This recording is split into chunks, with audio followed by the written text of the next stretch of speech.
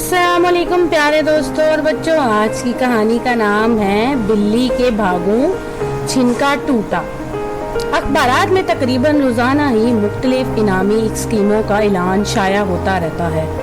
मुराद भी छोटा था और 8वीं जमात में पढ़ता था, मगर वो जब भी अखबार पढ़ता इनामी स्कीमों के ऐलानात पढ़कर इसके दिल में भी ख्याल आता था कि वो भी कोई ना कोई इनामी टिकट खरीद ले।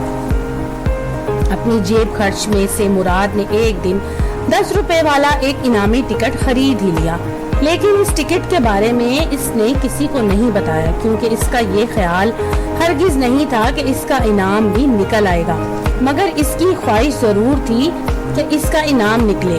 मुराद के खरीदे हुए इनामी टिकट के नताइज का ऐलान जिस दिन हुआ तो इसे ये जानकर बड़ी खुशी हुई कि इसका इनाम निकल आया है। अब तो मुराद बहुत खुश हुआ और खुशी खुशी अपने पापा को इसने इनामी रकम के बारे में बताया और साथ ये भी कहा कि पापा, मैंने पहले आपको इसलिए नहीं बताया था कि मुझे तो इस बात का यकीन भी नहीं था कि मेरा इनाम निकल आएगा, लेकिन मेरी ख्वाहिश जरूर थी कि मेरा इनाम निकले।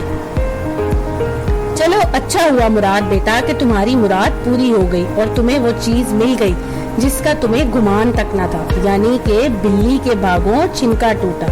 मुराद के पापा ने मुस्कुराते हुए कहा और फिर दूसरे दिन वो अपने बेटे के साथ इनामी रकम लेने के लिए चले गए। तो दोस्तों, अगर आपको ये कहानी पसंद आए तो मेरे चैनल को लाइक और सब्सक्राइब जरूर कीजिएगा।